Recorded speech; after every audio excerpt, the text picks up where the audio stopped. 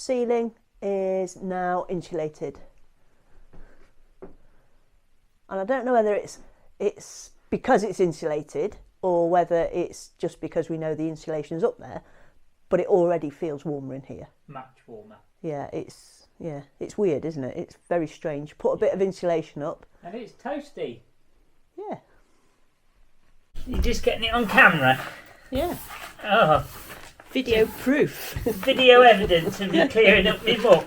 Although I can't see your face, so it could be anyone doing this. It could be anyone, a stunt double. A stunt double of me clearing up my muck. Evidence there. You're just removing me gravel, aren't you? So I can't throw it at you. De-gravelling. If there's anyone else there whose wife is a graveller, we must stick together. Brotherhood.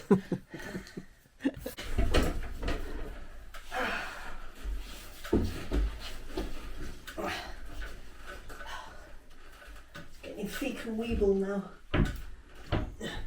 Please fit. I'm going to bed.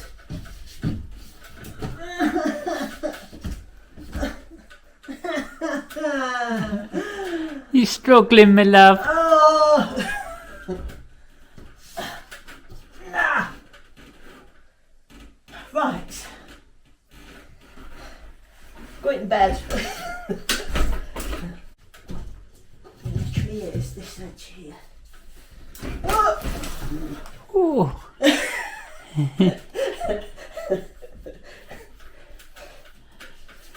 That's cool.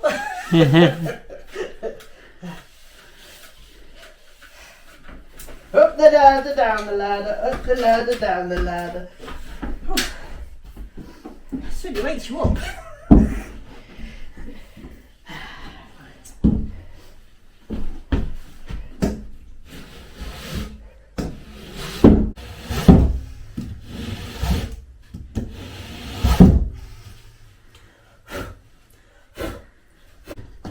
Ooh.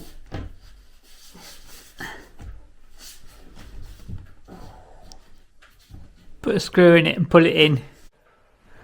Nearly done. Oh, thank God. Last edge. Well, apart from right at the end bit there. Yeah. But the you got your jumper off. I'm feeling the heat now. Yeah. Oh, this last little bit is an absolute pain. Yeah. You have to cut because there's no wooden battening on the wall side. No. I've had to cut wooden pegs. Yeah. And force them in. So, and then mark, if you can see there, a mark on the wall where actually the little peg is, so that I can drill into that. Yeah. Oh, it's not easy. No. It's not easy. But yeah, 2 more screws in that side, and then I just need to do all along the edge, and that's a little bit more finicky because, as you can see, the wooden beams from the other side that are sticking through, I need to cut around those so that we actually still see those. Yeah. Yeah, but a job well done, I think. There's a couple of areas where, the beams beat me, and there's like a few gaps. They've been cut with an axe. They're not like cut with a saw, and they're not straight. They're not straight at all. There's what, a good 2 or 3 centimetres difference in width, one end to the other. Oh yeah. And in the middle. I mean, just because they're 2 centimetres different at that end to this end doesn't mean they're 2 centimetres different in the middle. No. So they're way off difference. Yeah, and when the beams sort of come in like that on one side, you put that end in first, but when both beams are coming in, a little bit stuck really. You have to go to one end of the beam to force it all or feed it all the way through. They're tilted, aren't they? Yeah. So you can't just sort of like lift them up straight. No.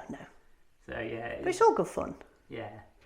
And then that's a big job jobbed. Yeah. I'll be glad when this one's over. As you know, I love plasterboard and joint and taping. Oh, Tape and jointing even. Oh, I love it. Oh. No. Definitely not. Not your speciality, is it? No. But there we go. Yes, but it needs doing, and it's going to look really good when it's done. Looking at the other brooms that we've done, it's going to look really good. Yeah. Oh, I'm trying to do some arty-farty shots for the YouTube, but you're splattering me with linseed oil. Sorry, love. Oh, should I start again or something? Didn't see you there. Oh, dear, oh dear. The person that built this wall basically just threw it together, and all the bricks were handmade, so each one's a different thickness. So this wall is not very flat at all. So I'm having to basically just put a really crude layer of mix on. So as I sort of like spread the mix on, and the mix is going off really, really quickly, so I'm having to just basically get the mix and just throw it at the wall quite quickly, like so, and just spread it on as quick as I can, like this. So it's a bit of a nightmare really at the moment. So yeah, I'm just having to go as quick as I can, because I only get about 6 or 8 minutes to do a mix, and yeah, it's a bit of a nightmare. So getting it flat isn't easy at all. So yeah, you just have to really press with the trowel as hard as you can and go really quick. So I'm not getting it very flat on the first go. I think in my own peculiar way I'm actually getting this plastering thing sussed, and in the beginning I was putting on one really thick coat, and that was probably the wrong way to do it. But now I'm putting on 3 thinner coats, and that's proving much better for me. I mean, I've still got to put on the faux bois effect I'm doing over the top, but yeah, I'm kind of getting there.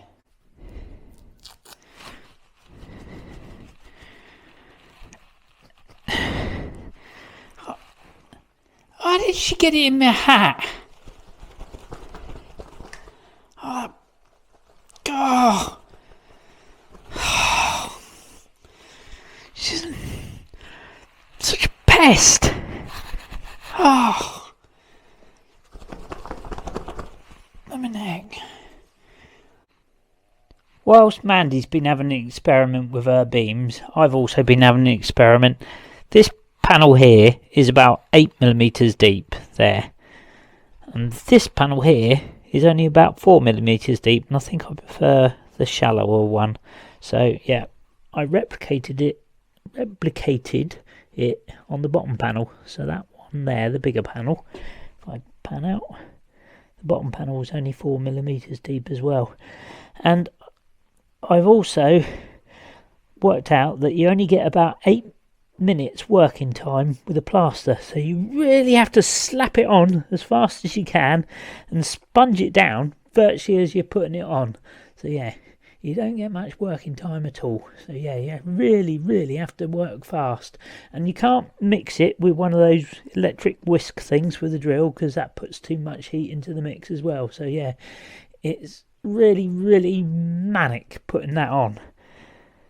This bit of panelling is actually plaster, and this bit is MDF. And the reason why I'm doing it like this is because we went to a chateau, we saw some panelling, and when I got close to it, it was actually what they call faux bois or false wood, and it was chipped, and it was actually plaster, just like this bit here.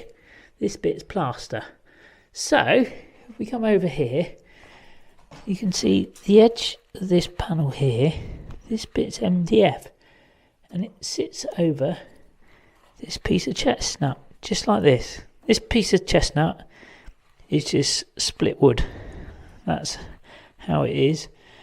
And yeah, it's just cut with an axe, so it's, you know, you can see down there, it's not a very straight edge. So that will sit over the top of that, like so, and cover it up. And yeah, so in a moment I'm going to start peeling off this fake edge, and hopefully it doesn't chip away and make a complete disaster of that edge. And yeah, hopefully I don't make a mess of it. Right, this is the bit I hate. There's a little bit of MDF edging strip on, and that I've used that to sort of like edge the moulding, if you like. And I've got to peel it off, and it's a bit delicate, and I have to jam my screwdriver in and just sort of like ease it off, like so. And as you can see, it's already going wrong, and the whole sheet is lifting off. Yeah, it's gone wrong, and I'm already annoyed. So, oh, rude swear word. Had a cup of coffee and a biscuit, and what a problem after all. I just trickled some PVA glue down the gap, and yeah, voila, problem solved. What a problem after all.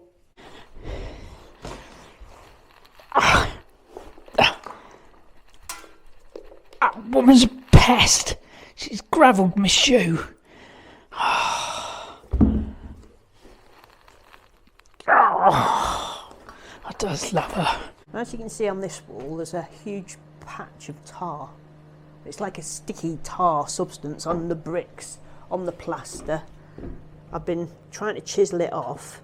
It's quite sticky and soft and horrible.